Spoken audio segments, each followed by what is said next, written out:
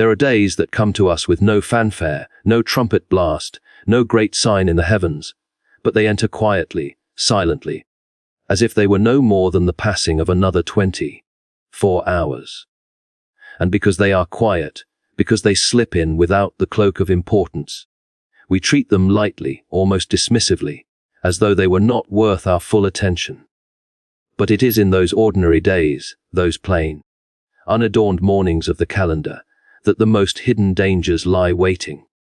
It is a mistake of mankind to imagine that danger must wear a mask of thunder, that evil must come with flashing eyes or a storm that shakes the earth. No, the trap most deadly is not the snare that screams at you to beware, but the one that smiles, that looks harmless, that whispers, "It is only another day." September 9 comes with that very disguise, wearing the costume of ordinariness, convincing men that they may walk through it unguarded. Yet within its quiet surface lie snares enough to undo a soul. What is a trap if not a thing designed to appear safe? If a trap declared itself as danger, it would catch no prey. It would ensnare nothing but the foolish who already were lost. No, a trap is effective precisely because it hides beneath the ordinary, because it masks itself in the familiar. It is the chair in the room that seems solid until it breaks under you. It is the step that looks strong until it crumbles beneath your weight. And how often do we approach days in the same way? We look at a date on the calendar, September 9, or any date that has not been marked as holy or dreadful, and we assume safety simply because it does not announce itself. Yet is it not the case that the greatest disasters in human history, the gravest missteps of individual souls, were not taken on days they expected to fall, but on days they thought could never harm them? The man who drank once too often did not plan to destroy himself on that particular evening. It was just another day, and yet the snare was set. The woman who betrayed her own conscience did not mark the date in advance. She thought it a day like all others, and in its disguise, the trap was sprung. September 9 is such a day. It is not the day of celebration, not the day of mourning, not the day with banners waving or bells tolling. It is the day that whispers, "Nothing will happen here. You may lower your guard." And because we lower our guard, because we imagine it safe, we become vulnerable in the very moment we consider ourselves secure.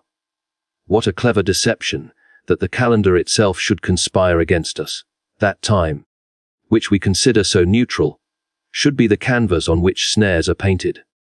And yet it is not the numbers themselves, not the ink upon the page, but the human soul that gives opportunity to danger, for we are lulled into carelessness by repetition. 9 follows 8, and 10 follows 9. And the rhythm deceives us into thinking there is no distinction, no unique test waiting for us. But every day is a battlefield disguised as routine. Every sunrise a curtain hiding the stage of temptation. And every hour another opportunity for the trap to spring upon us unseen. Why do we imagine that only extraordinary days should demand our watchfulness? A soldier who guards only when the trumpet sounds is already lost. For the enemy does not trumpet his arrival. A city that closes its gates only on festival days, but leaves them open in common hours, has already surrendered itself. And so it is with us. We imagine that the day of trial will be marked in advance, that we will feel the chill in the air or see the omen in the sky. But in truth the gravest trials come in silence. September 9 is such a silence, a hollow note in the music of the year, a day we would dismiss if we were not warned. And yet therein lies its very power. It is a trap because it convinces us there is nothing to fear, because it persuades us that vigilance is unnecessary. In that moment of surrender when the heart says, "This day is safe," the snare tightens, and the prey is taken without even knowing it has stepped into danger. We must not misunderstand.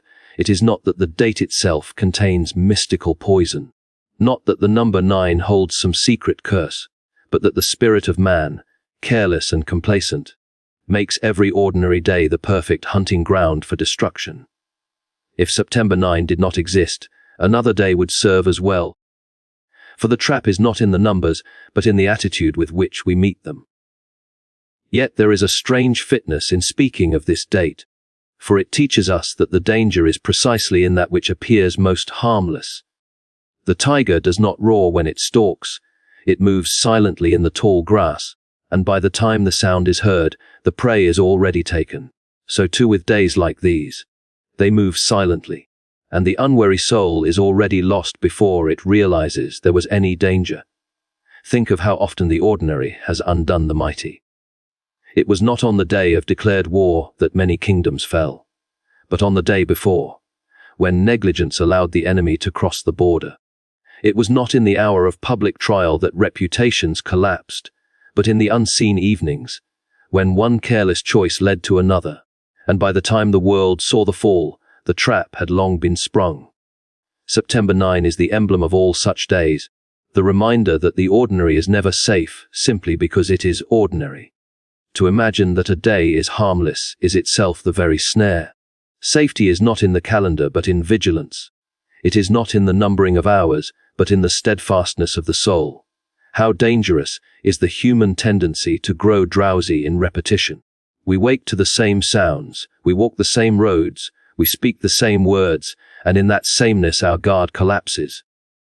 The thief does not break in when you are awake, but when you are half asleep, when you tell yourself that tonight will be like every other night.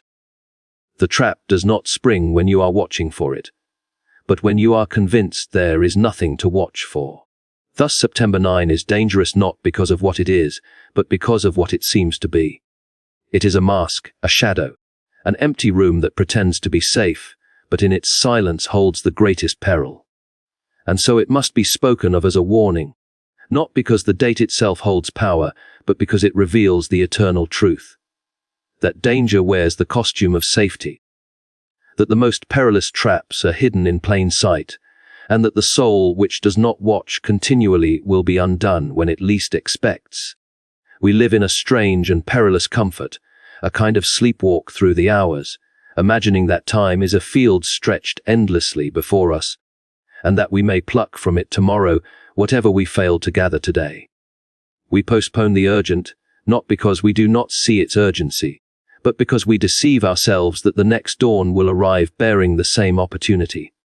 How often does the heart say, "Not now, but later, when I am stronger, when I am ready, when I have time"? And how often does that later never come? The gravest danger is not that time runs too quickly, but that we think it runs slowly, that we believe it will always give us another chance. This is the lie that has undone more souls than famine or sword. For the body can be slain in an hour, but the spirit is destroyed over a lifetime of believing there will always be another hour. We do not lose eternity in a single choice, but in 1,000 small postponements, each one leaning on tomorrow, as if tomorrow were promised. Tomorrow is the softest trap ever laid. It has no teeth, no iron jaws, no ropes to bind, and yet it holds men tighter than chains. For the man who says, "I will turn, I will change, I will awaken, but not today," is more deeply ensnared than the one who never thought of turning at all. The latter may still be startled awake, but the former sings himself into slumber with lullabies of delay. He soothes his conscience with the idea that he is not rejecting the truth, merely postponing it. Yet a postponed truth is already half a lie, and a postponed obedience is already a disobedience. To mistake the stretch of time for a safety net is to fall even as we imagine ourselves standing. And it is precisely here that the soul becomes most vulnerable, for it is naked under the illusion of being clothed, unguarded while believing itself fortified. The wolf does not fear the flock that sleeps thinking it will have time to wake when danger comes. He knows the sleep itself is the trap, and the believing that there will always be another morning is the surest way to ensure there is not. Consider how fragile a moment truly is. A heartbeat is all that separates one world from another, life from death, strength from collapse. Men build their days upon schedules and plans, as though the map of the future were already written, as though next week belonged to them. But who among us has ever owned a single hour beyond the one we breathe in this instant? Who can say with certainty that he will rise tomorrow? Yet still we live as though tomorrow is already ours, as though we may treat today as expendable, a coin to be thrown away, because there are more in the purse. And this illusion of abundance is the deepest peril of the soul. For while we waste the present, while we cast aside the golden coin of now, the chest of our days is silently emptied, and one dawn will come when no tomorrow arrives to rescue what was lost. The tragedy is not that we did not know, but that we knew and ignored it, telling ourselves that time would always wait, that tomorrow was a faithful servant rather than a fickle master. There is something almost cruel in the way time disguises itself. It gives us many mornings, many seasons, many years, and in their repetition we come to think of them as infinite. The rising sun deceives us because it has risen so often, and the turning of the earth lulls us because it has turned so faithfully. Yet this faithfulness is not infinite. It is only patient for a season, and the patience of time runs out as silently as it began. The autumn leaf falls, and no power of man can put it back upon the tree. The hourglass empties grain by grain, and no shaking can reverse the descent. And so too with the soul, its chances run like sand, quietly, steadily, with no warning until the last grain is gone. To believe that time will always offer another chance is to trust a thief as though he were a guardian. For time is not a servant but a robber, and the more we delay, the more he steals, until at last he takes everything. And the tomorrow we relied upon is swallowed by silence. How easily we are lulled into thinking that the present is flexible.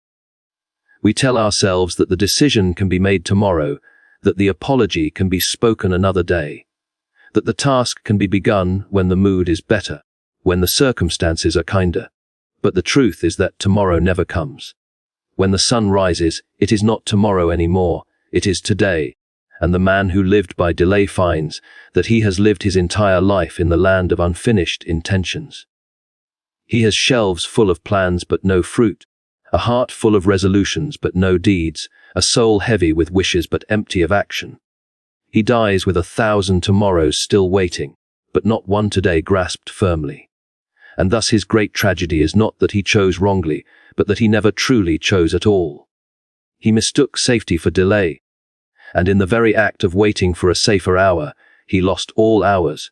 There is a vulnerability in the human spirit that is sharper than any blade. It is the vulnerability of believing that it can afford to wait. A soldier on the battlefield who waits to lift his shield until the next arrow flies has already lost his life. A sailor who postpones repairing the leak in his ship until the storm has passed has already drowned. And yet we repeat their folly every day, not with shields and ships but with the deeper things of the heart. We say, I will make myself ready later, when the time is right. But the time is never right, it is only ever now. Later is a mirage, an asis that vanishes the closer we draw to it.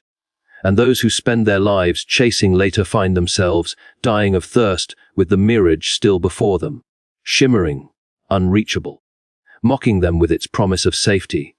To trust in tomorrow is to hand your soul into the custody of chance. It is to gamble with the only treasure you cannot replace. A man who delays the harvest because the sky looks calm may lose it all to a storm he did not expect. A woman who postpones the word of reconciliation because she thinks there will be another visit may find that the door has closed forever. Time is a cruel lender, and it charges interest beyond our imagining. Every delayed act becomes harder, every postponed choice grows heavier. Every tomorrow we depend on makes the present weaker. And when at last we attempt to reclaim what was lost, we find that the door is barred, the field is empty, the chance is gone. The soul that thought time was a friend discovers too late that time was the most cunning enemy of all.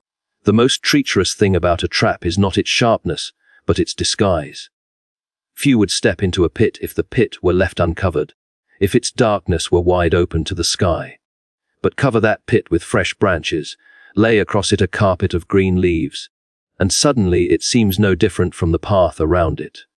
Indeed, the very appearance of safety becomes its greatest weapon, for what looks like solid ground persuades the traveler to tread boldly, and in that boldness he falls. So it is with the snares laid for the soul.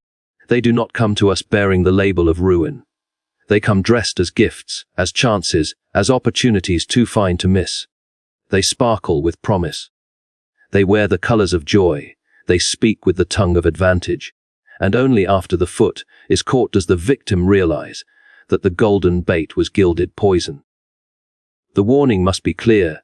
What men call opportunity may often be the mask of the destroyer, and without the hard labor of discernment, we are undone before we have even begun. Consider the way evil has always wrapped itself in beauty. The fruit in the garden was not rotten, shriveled, and unappealing. It was pleasing to the eye and desirable for gaining wisdom. It was opportunity dressed as gift, and because it appeared so fair, the heart was lulled into desire. The same story repeats across centuries: a path that looks easy but ends in chains, a bargain that promises wealth but costs the soul, a relationship that whispers comfort but breeds despair. The danger is not that we cannot see traps, but that we do not recognize them, for they arrive in disguises we crave. No man would take a bitter cup if it were labeled poison, but wrap the cup in sweetness, call it progress, call it freedom, call it advantage, and he drinks with eager hands. It is not ignorance alone that destroys us, but misplaced trust in appearances. To believe that opportunity is always gift is to make ourselves prey to every snare that glitters. And yet how deeply this deception runs in the heart. We are trained from childhood to seize what looks promising, to leap upon every chance as though the world will end if we do not. We are taught to believe that open doors must be entered, that shining coins must be collected, that every new path must be walked. But what if some doors open to dungeons? What if some coins are counterfeit? What if some paths lead not to meadows but to cliffs? The hardest wisdom is not knowing how to take, but knowing how to refuse. Not knowing when to run forward, but when to stand still. Discernment is no ornament to the soul. It is not a decoration for philosophers and saints. It is survival. The difference between the bird that spots the net and flies away, and the bird that dives for the grain and finds its wings bound. To live without discernment is to walk blindfolded across a field filled with snares, and no cleverness after the fall can undo the breaking. See how the world cloaks its traps in the garments of opportunity. The snare of greed is wrapped in the promise of prosperity. Take this, and you will be secure. The snare of vanity is wrapped in admiration. Show yourself, and you will be loved. The snare of indulgence is wrapped in comfort. Taste this, and you will be satisfied. But prosperity becomes chains when it rules the heart. Admiration becomes slavery when it dictates our worth. Comfort becomes decay when it dulls our strength. The tragedy is not that the bait exists, but that we mistake it for blessing. Men call their own undoing advancement. They celebrate their own downfall as success. And only in the ashes do they see that the opportunity they seized was nothing more than a disguised destruction. What is needed is a vision that pierces the mask, an eye that can distinguish leaf from pit, grain from net, gift from poison. Without that vision, we wander as children chasing fireflies, delighted by the glow, unaware that the cliff is only a few steps away. There is a strange hunger in the human heart to believe that what glitters must be gold. It is almost as though we wish to be deceived, as though the comfort of appearance is sweeter to us than the pain of truth. We would rather grasp at what looks good than pause to question whether it is good. And thus, the trap does not need to force itself upon us. It needs only to shine long enough for us to grow impatient with doubt. But discernment is born of patience, of refusing the rush, of allowing silence to reveal what noise conceals. Many would be spared ruin if they simply waited, if they allowed time to show whether the path bore fruit or thorn. But the world urges haste. Take it now, or it will pass you by. The voice of temptation is always urgent, never patient, for it knows that time itself unmasks falsehood. A true opportunity does not vanish when tested, only the trap collapses when pressed. And yet in our haste, we seize before we see, and in seizing, we bind ourselves to ruin. The gravity of this truth is that discernment is not optional. One may live without riches, without acclaim, without strength, But to live without discernment is to live already conquered. For the traps of life are not rare. They are everywhere, woven into the very fabric of the world. To walk without discernment is to walk into them by default. It is survival, nothing less. The bird that does not distinguish the net from the branch does not live long. The soldier who does not distinguish friend from foe is struck down by his own mistake. And the soul that does not distinguish opportunity from snare falls, even when it believes it is rising. How many lives have been consumed not by outright rejection of the good, but by misdirected pursuit of what appeared good? How many men chased success until they were too exhausted to notice they had lost their souls? How many women sought love in faces that wore the mask of kindness, but hid cruelty beneath? The wounds of the world are filled not with those who chose darkness deliberately, but with those who mistook darkness for light. Trap for treasure, ruin for reward. The danger is compounded by the fact that every trap is custom-tailored. No fisherman throws the same bait for every fish. He chooses what each creature desires most. And so too with the snares laid for men's, what entices one does not tempt another. To some, the bait is wealth. To others, power. To others still, ease, beauty, approval, or knowledge. The trap is always dressed as opportunity. But the costume changes according to the hunger of the heart. Thus discernment cannot be borrowed from another. It must be forged within. What spares your brother may ensnare you. What ruins your neighbor may not even stir your pulse. To survive, one must know the shape of one's own desire. For it is precisely desire that is used as the lure. The unexamined hunger becomes the path of destruction. For a trap only works when it aligns with what the prey already craves. If the heart is blind to its own weakness, then every opportunity that feeds that weakness will appear as gift, and the snare will tighten before the victim even resists. So the call is clear. Discernment is not merely wisdom. It is breath, it is food, it is the shield without which no one survives the road of life. It is not about choosing between good and evil, for evil rarely shows itself as evil. It is about choosing between the real and the counterfeit, between the gift and the bait, between the door that leads to pasture and the door that leads to prison. And this choosing must be constant, for the traps are constant. The path does not grow easier as one grows older, the snares do not disappear as one grows wiser. Indeed, they only change their disguises, adapting to the new desires of the heart. A man in youth may be trapped by pleasure, in middle age by ambition, in old age by fear. The vigilance cannot cease, for the traps never cease, and so survival rests upon discernment not as an occasional tool, but as the very posture of the soul. To see rightly is to live. To see falsely is to fall.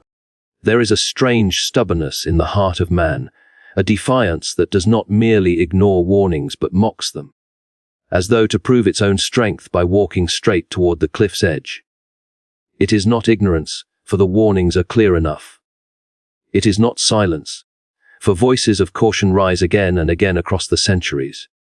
It is not even lack of proof, for the wreckage of lives destroyed lies scattered across the fields of history like gravestones crying out their message.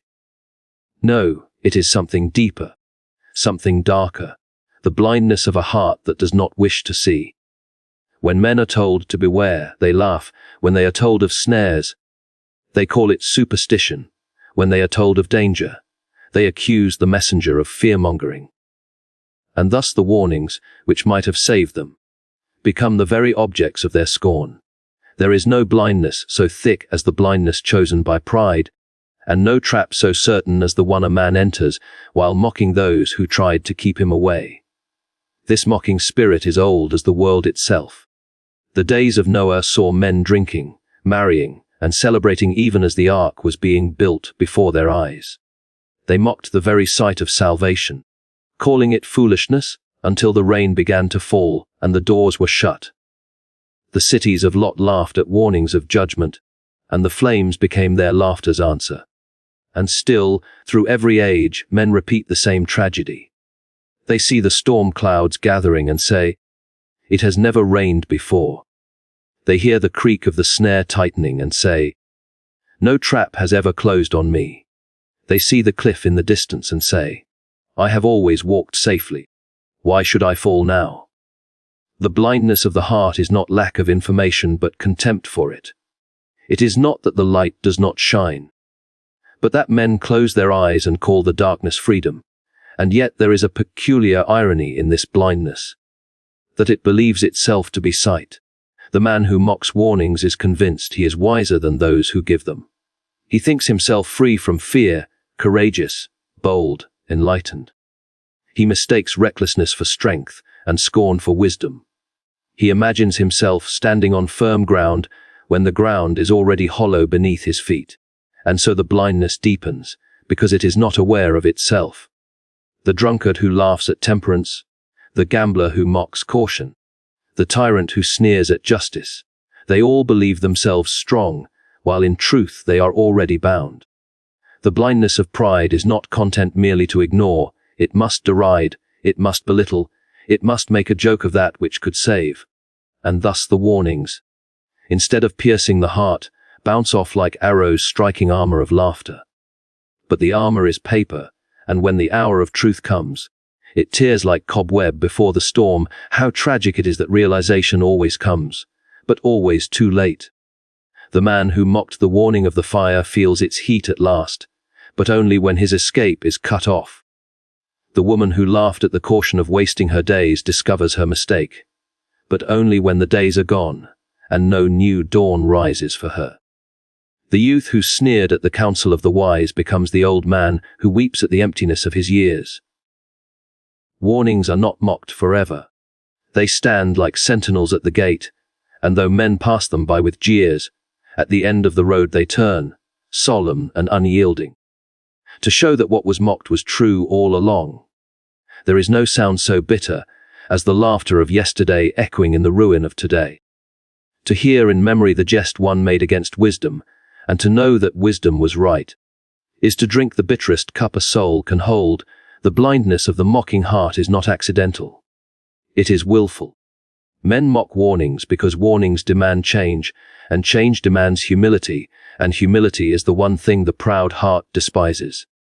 To heed a warning is to admit one's vulnerability, to confess that another may see what we do not, to bend the knee to truth rather than to our own desire. And so the proud heart resists, saying, "I see clearly enough, I need no guidance, I fear nothing."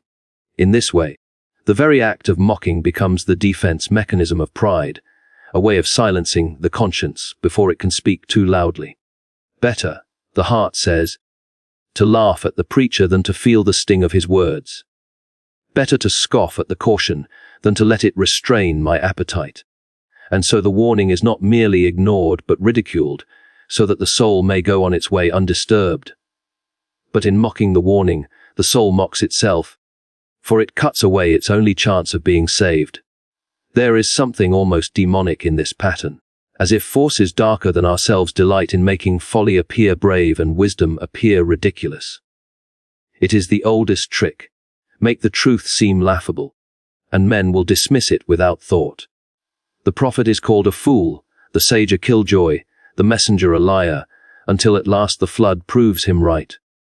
We live in a world where jest is weapon, where mockery is easier than reflection, where laughter drowns out the quiet voice of conscience. And yet, when the laughter fades, the reality remains. The mocking heart is like a man who covers his ears to avoid hearing the approaching army, and then congratulates himself that there is no sound of marching. His blindness is self-made, his deafness self-inflicted, and when the soldiers arrive, he will fall not because he lacked warning, but because he refused to let it reach him. What, then, is more dangerous, the trap itself or the blindness that denies it exists? A snare on the path may be avoided if seen, even if only at the last moment. But a heart that mocks the very idea of snares will step into them again and again, until it is utterly destroyed. And so the deepest peril of man is not the strength of the enemy, but the arrogance of refusing to believe there is one. The blindness of the mocking heart is the surest ally of destruction, for it delivers the soul into the enemy's hands without a fight. This is why discernment is not enough, unless it is joined with humility, For what good is the sharpest sight if the heart laughs at what the eyes behold? The man who sees the storm but mocks those who run for shelter will still be drowned, though he saw the clouds first. Sight without submission is blindness still, and warnings mocked are as useless as warnings unheard. We must then understand the weight of every warning, for none are given idly. To mock them is to gamble not with trifles but with life itself. Each word of caution is a rope thrown to the drowning, a lantern held to the wanderer in the dark. To mock it is not witty, it is madness. But the blindness of the heart twists even madness into entertainment, and so men laugh as they sink. There is no greater tragedy than to hear truth, to know it faintly in the depth of the conscience, and yet to cover it with jest, until the hour of reckoning comes. Then the laughter dies, and silence becomes unbearable, for silence now speaks only of what might have been. The tragedy of realizing danger only when escape is no longer possible is the tragedy written on countless faces, carved into countless lives, echoed through countless stories. It is not a new tragedy, yet it is repeated endlessly, for the mocking heart learns nothing, and the blindness of pride makes every generation think itself immune.